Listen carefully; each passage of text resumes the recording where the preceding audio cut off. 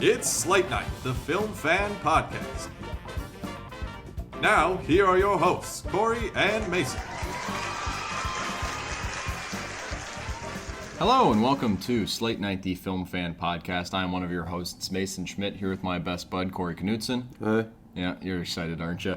Today is going to be a rather informal reaction to the Oscars as we just kind of talk about the things that we liked, didn't like, awards that we think should have gone elsewhere, creative decisions, Conan hosting, just kind of our thoughts on the show itself as well as some of the winners. We'll kind of do this back and forth of just like, hey, this award shouldn't have happened or shouldn't have gone this way, or we'll just pinball back and forth. Like I said, informal as all hell.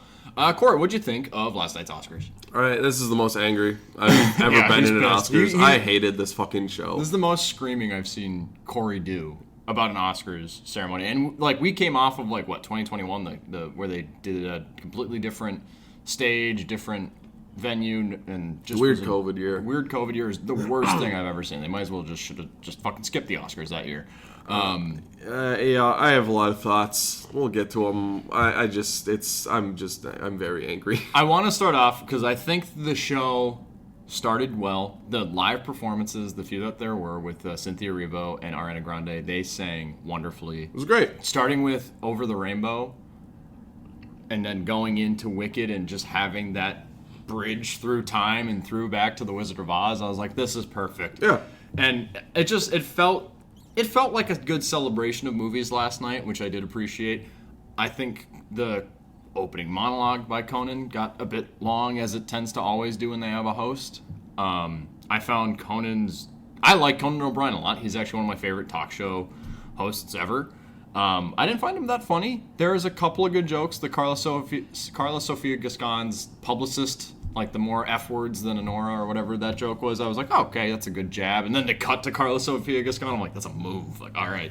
But yeah, there's nothing like big in terms of the show itself that I think are like massive takeaways, aside from like little moments of Adrian Brody throwing his gun back to his wife, or him telling him not to play him off when he's giving his speech, which was kind of fucking baller. So, Corey, what was the award?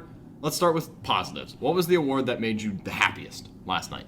There was a few. Kieran Culkin and his speech. Yeah. He's been giving great speeches throughout award season, so that was fun. He did his time thing where he's like, and I'm tired of that in speeches where they get up and like, all right, I got 58 seconds. Oh, and no, still got time left. It's like, just talk. Yeah, he did it more at SAG. I think he only did it like once a year. He reined it in, so I was happy with that. Yeah. Adrian Brody went in for The Brutalist, made me very happy. And then, honestly, like Dune 2. Just that being an Oscar-winning movie. Yeah. That was good. I don't... International feature? I'm trying to get the positives. Yeah. I'm trying to feed you something to keep you happy. Sorry, yes. I'm still here. Over Amelia Perez was good. Conclave winning an Oscar. The Substance winning an Oscar. Brutalist getting cinematography, I was completely thrilled by. Yeah. A lot of the production design, costume designing going to Wicked, I was pretty thrilled with too, which was a lot of what we anticipated. In terms of our personal ballot, the bet between me and Corey, I won it this year. He won it last year. I got 4 wrong. 3 of the 4 that I got wrong, I wanted to shed some light on because I'm a little fucking sour about it. I got all of the short film categories fucking wrong. As this being the one year, I was like, I'm going to go watch them all in theaters. So I spent a 7-hour day in theaters watching 15 shorts to get 3 categories wrong. The only other category I got wrong this year was animated feature, which is the category that pissed me off the most. It going to Flow is a huge mistake. It is not a feature film. That is just animation. It's just animation with no story, no characters to connect with. It's just happen. It's just circumstances. It's nothing there. I've seen a lot of people say it's well-deserved. This is the award that pissed me off the most. It is not well-deserved. Every other movie within that category, I think you have a strong argument for beating out Flow for Best Animated Feature. Flow doesn't surprise me. It's not innovative. The animation, yes, it's beautiful. But the movie, it's not good. It's nothing. There's nothing there below the surface. It's just you connect with animals because you're a human and you have this intrinsic need to just love a cute thing and want a good thing to happen to those cute things. It's a fucking dumbass decision. It's another Boy and the Heron over Across the Spider-Verse. Anytime that there is some indie art house foreign language animated film that's unlike what we see in popular Hollywood, it automatically for me now just feels like it's going to get the win. even if it's not justified, if it doesn't deserve it. And I've seen a lot of people say it's deserved. I fucking disagree 100%. I've watched every movie this award show. I watched every short. I watched everything. Flow is one of my least favorite things I saw that was nominated at all. So, Fuck Flow. Fuck Flow. I was going into it. I was like, I kind of know where this show I feel like is gonna go. I got used to a lot of the winners before they won, and then it just came down to the animated category. I'm like, please, Wild Robot, give Chris Sanders an Oscar. Like, fucking, this is one of the best scores of the year. Like, it's a beautiful movie, and it's a movie that everyone can relate to. It's very heartwarming. It's just a great film. And oh no, we'll give it to the fucking Cat on a Boat. Okay. Checked out. Pissed me off. Fuck Flow, fuck Anora. Anora was the big winner of the night. I'm fine with it. Yeah, I know you like Anora, you fuck. I'm fine with it. I don't like Anora a lot, but I do like most baseline like. And I did buy the Criterion last night. We were really fucked too last night. We were drunk as Very shit. drunk. I thought I drank a lot. I got like a full 375 of whiskey, and I downed that. And I was just sipping it out of the bottle straight.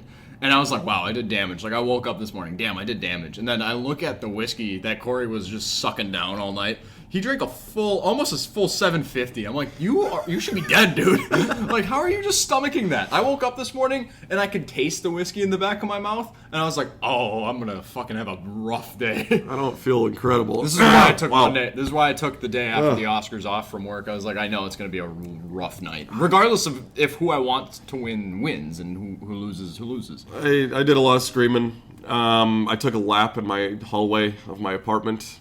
I left for a bit. I just needed to cool down. I don't even remember that. Really? Wow. Okay. Yeah. I left for a bit. I was gone. There was a few minutes where I just needed to like pace. The whiskey's still just like in my throat. I don't know. It feels weird, but no. Nora fucking sucks. I hate that movie. I remember when I saw it, I'm like, I don't really dig that movie as much as everyone else, but I don't hate it. And every passing day, I've hated that movie more and more and more. It's nice watching you try and rein this in. Just Mikey Madison winning over Demi Moore makes me physically violent. Anora being the best picture of 2024. A movie about a stripper that starts out the movie being a sad stripper that's having sex with people and ends the movie as a sad stripper that's having sex with people. What are we fucking doing? What the fuck are we doing? I will challenge that. Mark Eidelstein, it just being the most fucking unlikable character. Also, Anora. I hate that character. I fucking hate that character. She sucks. She's screaming for fucking 2/3 of the movie. Fuck you, I'm not quieting down. Fuck I just don't want to edit this later. I don't know. It's loud on the fucking thing. I don't give a fuck. Anora is the most unlikable fucking lead character I've seen in a movie all last year. I fucking hate it. I don't understand the arc of her character. She's sad and she cries after she has sex and she's like, oh no, it's not what I want to be doing. I want to be a better person. Well, show me that movie then. Show me that fucking movie where she's a better person instead of a week partying in fucking Vegas with a dude that fucking sucks. And then these fucking goons from another fucking country that are just like, shit, don't scream. Okay, let's drive around for 4 hours and try and find this guy. That's the middle act of this movie. Fuck you. Oh, and then we're gonna get a divorce.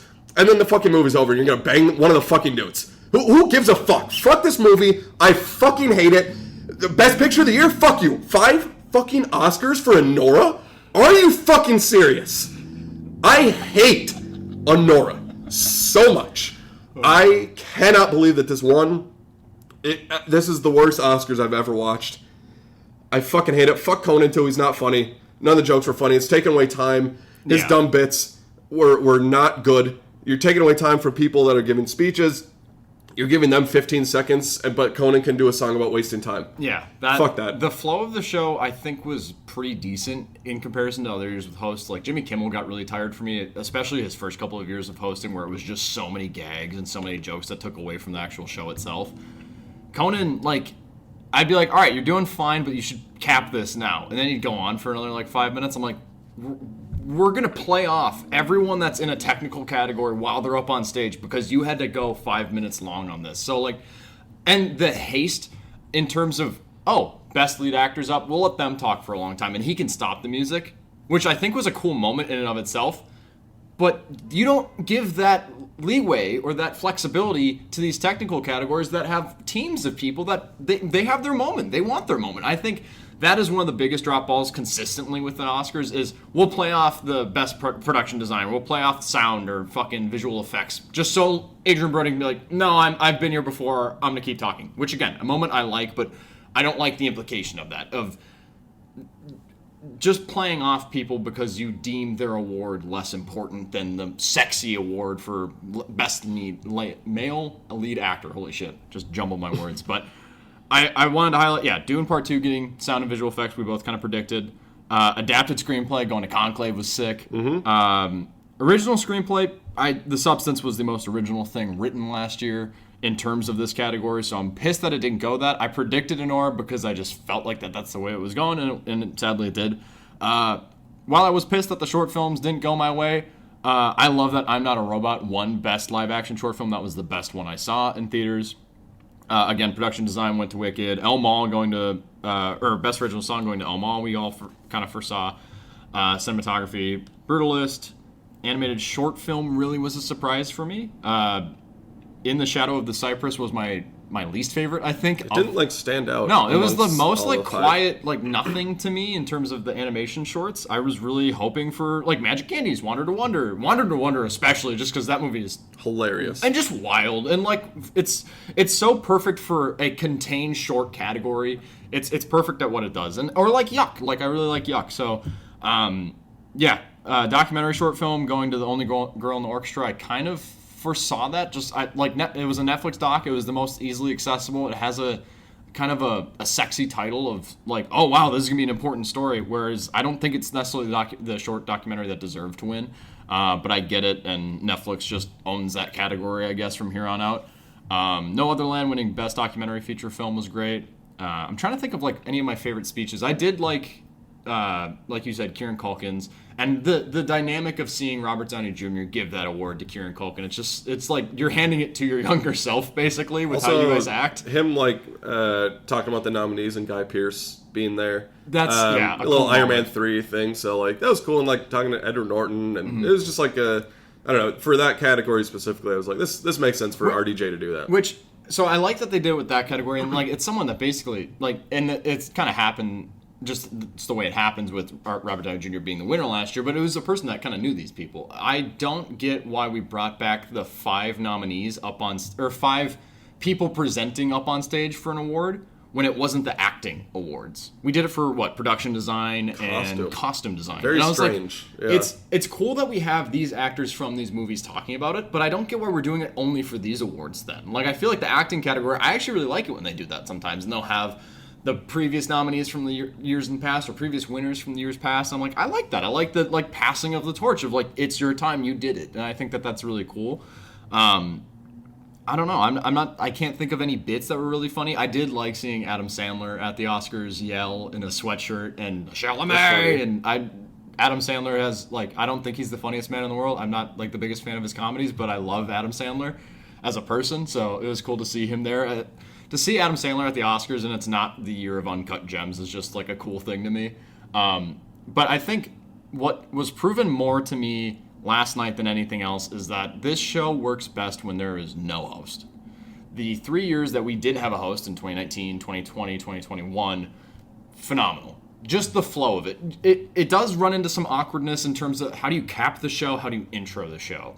Because you need someone to kind of have a through line with it, which this year I think started off with a bang with Cynthia Erivo and Ariana Grande singing. I feel like we could carry on with that momentum into just presenters coming out and saving more time for people to talk during their speeches. So I was not surprised by Zoe Saldana winning, not surprised by Kieran Culkin, really excited by Adrian Brody. The year to me for this Oscars just kind of feels lackluster.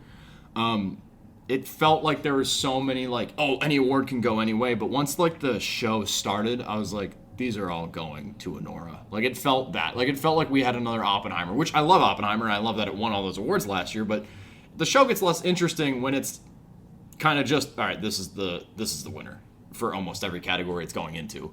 So yeah, this just looking at all the Best Picture nominees from this year compared to last year, there's no contest. Last year was so much better.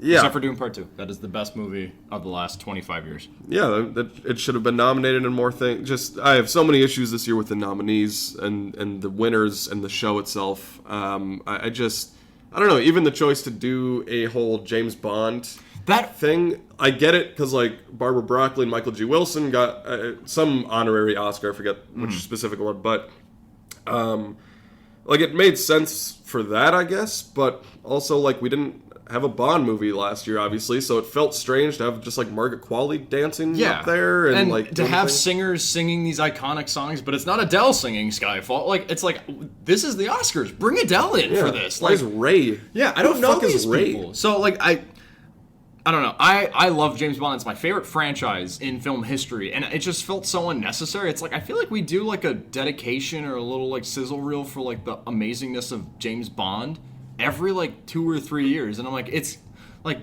I'm happy to see it, but we're just like killing time right now. Like, what is this? So, also, one of my favorite parts of the Oscars every year is In Memoriam, and I think it is the easiest thing to not fuck up. You just you play a nice slow song. You give each person their time, and you see that you're not bouncing around the stage on different screens. Just keep it on one screen. And I think I like the stage design. Kind of a side note, but also the In Memoriam, it flowed really well. But me and Corey were talking about this before. Like Gene Hackman made it into the In Memoriam, passing away relatively recently.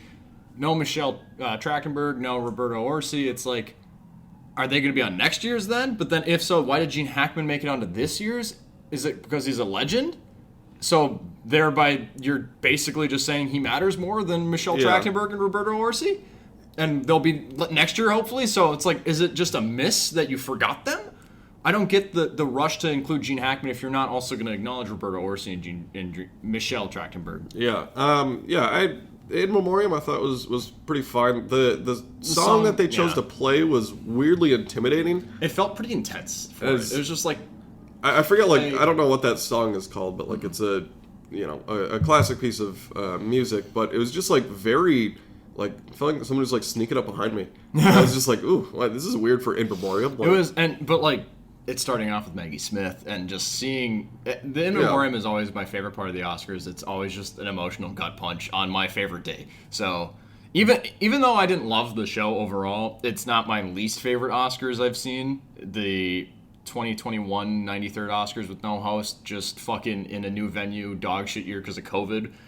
That was the worst thing I've ever seen. But like, I feel like a lot of the issues I have with this Oscars is the same issues I have time and time again. And it usually kind of boils down to host. It boils down to not necessarily whether the host is good or not, but just the need of the host. And the jokes running too long, or I don't like seeing people get played off. In Memoriam being mishandled, which is, like I said, something relatively easy to do. I am pretty fine with Mikey Madison winning Best Actress in a Leading Role. I figured it was between Demi Moore, Fernanda Torres, and Mikey Madison. I kind of foresaw it going that way, especially with how the night was playing out. And I've gotten Best Actress right the past 3 years, including when SAG nominates or gives the award to Lily Gladstone, and Emma Stone wins at the Oscars. Like, SAG doesn't necessarily always lead into the Oscars super fluidly, so I kind of I've got Best Actress wrong the last 3 years. It just going into it, it's like what feels like the Oscar performance, what feels more flashy, what feels like an Oscar performance, and Mikey Madison feels like that to me. Not that I think it's better than Demi Moore. I actually think Demi Moore and Fernanda Torres probably are better performances to me, 100%, and are more impactful. Because like I like Anora more than you, and I think that there is an arc in Anora that I like, and I think that's why the ending works really well. What, like, just for to have your side of it as well, since I ranted about it for a while. I love the ending of Anora because it's what she does. This is her life. This is her job. But in the beginning of the movie, she does it and she loves it, and she doesn't see issue in it. She gets to the end. She does that thing in the car. She has sex in the car with basically a stranger. And then she feels bad about it. She has changed throughout the movie. She doesn't. This is what she used to do and have no issue with it. But now she's like, fuck, I can, like, I'm a fractured human being at this point. So I love the arc of Mikey Madison and Anora. I do think she does have a pretty good performance in that film. She does scream a lot. She is very unwatchable at times. Same with Mark Eidelstein. They are two of the most unlikable leads in a movie I've seen recently, and it makes it hard to watch. Like, I can acknowledge, like, yeah, you're giving a good performance, but fuck, I don't want to watch you in this at all. So it's just the struggle of watching good movies or films with good performances, even if the writing makes this person just absolutely detestable. So I'm fine with Mikey Madison winning. I'm okay with Honora winning Best Picture just because I think I just let it happen. I just was like, yep, this is the way it's going to go. And then it happened. I was like, yep, it won. Okay. Personally, I much rather would have saw Conclave, but I know that kind of dropped out of the conversation. Obviously, I want Dune Part 2, but that had no chance. Wicked, I thought at the very beginning of the show when they started off with Cynthia and Ariana Grande singing, I'm like, what if Wicked won? That'd be kind of cool, and no one would see it. It'd be a big Oscars moment. Some people would probably be pissed about it, but I think I'd be stoked about it if Wicked snuck off with best picture for the Academy Awards here. Maybe next year for Wicked for Good. Wicked for Good, and I'm just interested to see how they do the nominations for Ariana Grande and Cynthia Erivo if they get nominated next year. Because this year I'm like, they were co-leads. Like, bumping Ariana into supporting, I hate that shit. It's like the Mark Wahlberg and Christian Bale for The Fighter. It's like, you guys are, like, got Christian Bale's Oscar, but you guys are both leads. You're in the wrong category. So, I don't know. Yeah, overall, just kind of meh. Especially in terms of, like, the movies that won a lot weren't the movies I loved the most from this year, which is fine. Not to say that the movies I love the most deserve the most wins. The one that pissed me off the most, that would make me yell the way you yelled about Honora, would be Flow. Just because I think that was unreal. No, that happened, and we both were just quiet for because like minutes. that happened somewhat early. I feel like in the show, and we had good momentum going. Like, I think the start of the show worked really well for me, and like getting through Kieran Culkin winning in like some of these technical categories, and I really dug the show, or like the flow of the show at the very beginning. Even though the monologue was too long. But yeah, I don't know. The Wasting Time song, cut that. Don't need it. Yeah, it's dumb joke. Like, we don't and they make that joke every year. Yeah, like, we're not going to waste your time here, and then make a joke Proceeds about to wasting time, and it's like, the joke's not funny. We don't need Deadpool and the sandworm out here. It felt so below the belt, try hard to just try and like, how can we get viewers? How can we get the younger crowd? Let's get Deadpool dancing to NSYNC, and let's have the fucking Shia LaBeouf sandworm just teasing a harp or a piano, playing chopsticks on the piano. It's like, we don't need it. It's so unnecessary, and I like, part of me with the Oscars, I'm like, this is a classy event. Like, I want it to have this air of elegance and class. I don't need references. I don't need pop culture things. I just need people to win the awards that they should, get upstage, have the proper amount of allotted time to them for them to fully say something. Because, like I said, when there's a team of people and one person kind of takes the spearhead and says their spiel, and it's like 30 seconds, and then the music cuts as like someone else is stepping up to the mic, and it's like, that person, this is the biggest moment of their life, and they don't get to say shit about it? Like, I feel like there has to be a better, especially going into those technical categories where there is people that, it's a team. You need to find a way to try and better organize that so everyone has a chance to say something. The show could be done in like an hour and a half. Oh, yeah. If we really were just doing what we're here to do and honor the people that are nominated and are winning for this, and just letting them have like a full minute to talk about thank people, whatever they want to say. Like, there's 23 categories. That's like 23 minutes. How does this show go on for 3.5 hours? And they get 20 seconds. Like, it's just, I hate the dumb bits. If like, this show, I think right around 2 hours would be amazing. 2 hours to 2:20, I'd be fine. But we're always at like the 3 hour, 3:20, like, it's always going long. And then they always reference that it's going long.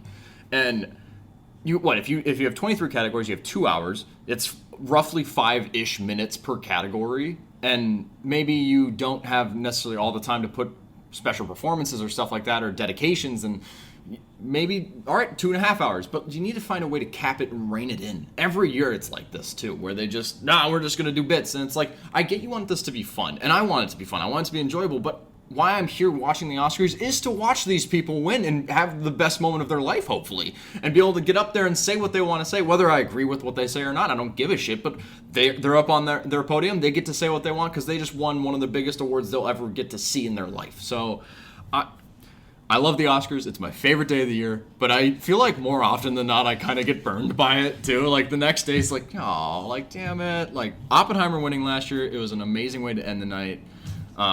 There's been Best Picture winners in the past that I've really been a big fan of, and when they won, even if it was like a toss-up one year where I'm like, oh, any of these could really win, I feel like I typically agree a lot with the Best Picture, aside from like Nomadland and Green Book.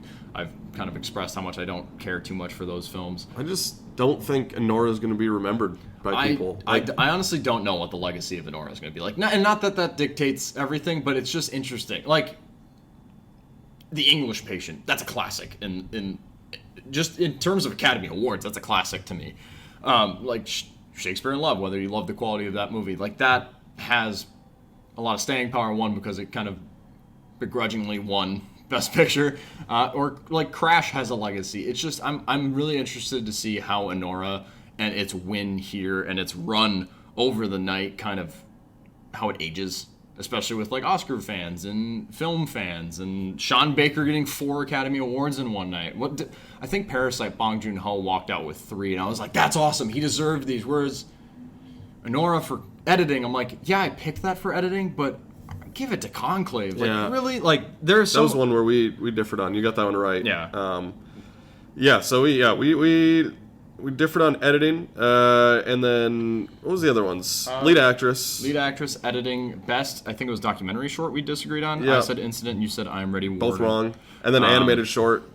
We were both wrong. Yeah, yeah. We were wash on a couple of them, which almost never happens. I feel like where we're both wrong. Yeah, like normally like one of us. Will get it right. Like not this year. No, there's a couple. Yeah, there's a couple of categories where we just like flow. We both just missed. Like I don't know. So we early on in the night we were like, oh, we'll get each other the Madam Web Steelbook, whoever wins. Yeah. And then it shifted to like, well, maybe September 5th. Yeah, maybe We'll September buy that. 5. We'll get the Blu-ray of September 5th. Maybe we just acknowledge the amazingness of that movie, even though it got 1 nomination and barely a lick of a mention in terms of the night and how the night played out.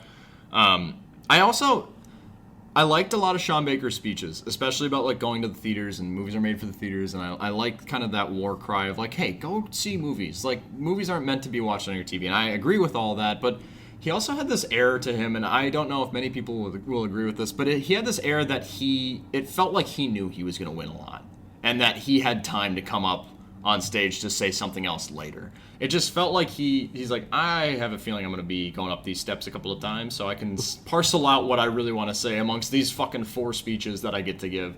So, I don't know. A lot of shout out to sex workers from a lot of people. Yeah, I was from Mikey and from Sean Baker, and I was like, I wasn't expecting that, but okay, I guess we're just giving people their flowers, I guess. Okay. Yeah, I don't know. It was a wild night. I'm happy I'm still here, got Best International Feature. I wish that there was just more love for that film shared out, but I think that winning that award and it getting nominated for Best Picture is still a great achievement, especially coming from like the response I've seen from Brazil, and that movie getting even in the conversation for Best Picture is something phenomenal. I don't know. Disappointing. Sorry for screaming earlier about Anora. If that was loud for your ears, sorry about We'll that. probably not edit this. We're probably not going to. No, we're not going to touch that. we're We're just- going to let that. we're We're gonna let that roll. We're gonna let that roll. Sorry, you can turn your volume down. You're gonna have to be quick to the switch on that. It's just very strong feelings about it. Yeah. I don't know. Some good moments for sure in the show. I don't want to overlook those. It felt Some of the kind winners. just it felt predictable at points, and there was no like big moment for me that really sticks out though. Yeah, even like with a lot of the presenters. Some years, like last year, we had the funny John Cena thing where he came out for costume design. Oh, what a Like, good see, there. gag. If you're like, I think the best thing is doing bits with the presenters. I like the Ben Stiller one.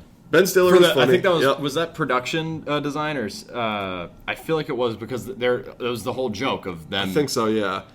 So, like, doing bits with the presenters makes sense because they're out there already, and, like, if they're related to the category in some way or making jokes about Yeah. it, like, that's funny. This year, kind of besides the Ben Stiller one, there's just, like, nothing, like, really memorable or like it was just kind of like, I don't know, presenters out there doing their thing, and like, which is fine. I really liked Andrew Garfield having a moment with Goldie Hawn. Yeah, but I'm like, that's I don't sweet. know. I don't know if this feels scripted or if it does feel scripted. Also, I don't know if Goldie Hawn knows where she's at right now. Yeah, and then she announced Flow, so then I just got Yeah, mad so I was just like, immediately. kind of like, damn it. Fuck. And like, I feel like sometimes when they have presenters go out and do their bit, they don't like segue into what award they're really talking about. It's just like, yeah, we're here. Okay, best animated feature Yeah. is nominated. These nominees, like, it just doesn't feel like there's a lot of correlation there. Or like, it's cool to get like flashy presenters and like big names, but I want them to have something to do with the category more. So yeah, I don't know. Last year I rode a pretty big wave, pretty big high after the Oscars. This year it's just kind of like, all right, well, On to the next. on to the next, I guess, which Fuck it. is like whatever. I've had experiences or this feeling after an Oscars before, like Green Book winning, Moonlight beating over La La Land. Just mostly the way that happened was the thing that just like really That- sunk my sails. But That is the moment of any Oscars that is the most frustrating for me. I don't know if I've said it before, but La La Land's my favorite movie.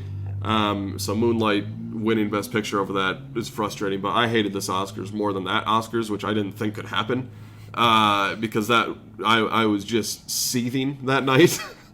And but even then, I was like, La La Land won a lot of awards that Yeah. night, so it was still, still a lot of good wins. But this night, I was just like, wow, Honora getting 5 Oscars, Amelia Perez getting 2 Oscars, 7 awards for 2 movies I absolutely fucking hate and don't deserve to be in this award show. Just, I'm not happy. I'm interested to see kind of the career trajectory for Mikey Madison. I like that moment with Quentin Tarantino presenting for Best Director. Sean Baker getting up there and being like, "Hey, if you didn't cast Mikey Madison in Once Upon a Time in Hollywood, Honora wouldn't have happened," and stuff like that. I'm like, that's cool, and I always love seeing who they bring out to announce Best Director, and usually it is the director that's won previously, but this year is Quentin Tarantino. Cool. Chris Nolan's busy filming The Yeah, Odyssey. he's like, I'm in the trenches right Yeah, now. I like, can't I'm do in this. the thick of it. So it was cool to see Quentin Tarantino on stage. I'd never really anticipated seeing him on an Oscar stage. Yeah, I don't know. It's just like there's good moments, but like, Yeah. fuck, can someone smack someone on stage again? Like, not that I condone that. Actually, I really hated that moment in the Oscars, but like, I needed something to happen. I needed a big moment, like a big takeaway, because like there's no specialness, I feel like, to this the show of it. The I awards agree. are special, but like there's no big takeaway this year of like this big moment or this big meeting on stage. I did really appreciate.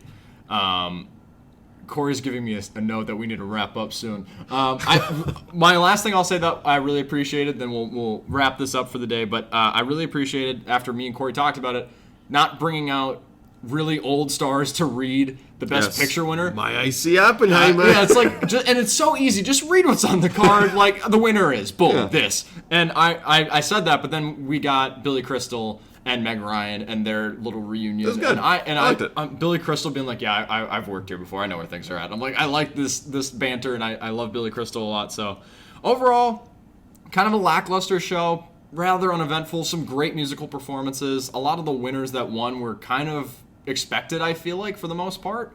At least I saw it going the way most of these did. Not to be like, I'm smart, you're not, but like, Yeah, and like you watch the show and it's just like, I feel like I know where this is going. Yeah, and like, even I picked Honora for Best Picture Yeah. and Director. Like even though I saw it coming, it still made me yeah. very violently aggressive. I thought Flow fell out of the animated category conversation, and apparently it didn't. So, well, thanks for sitting down with us. I hope that you either had a good time on your ballots, a good time watching the show, had good takeaways, whether you liked or disliked a lot of the movies that won. I hope that you had just a good, solid Oscar night. I'm excited for next Oscars. I'm also excited to take a break from all the awards show talk and just be able to go back to the theaters to watch a movie for it being a movie. Last breath, baby. No, probably not. Novocaine, maybe. I don't know. Maybe. Or we got Mickey 17 that we get to look forward to. So thanks for sitting down with us, listening with us. We are doing this show completely sober today, in reaction and mostly in response to how yesterday ended up. But please do feel free to follow us on Instagram for more in-depth movie reviews and reviews. Follow us on TikTok. Give us a like. Give us a helpful suggestion in the comments in terms of what we could do better or what we could, if there's things that we can improve on, we want to. But yeah, have a good time. Thanks for listening to us yap about the fucking Oscars that kind of disappointed us a bit. All right, from Mason and I at Slate Night, that's a wrap.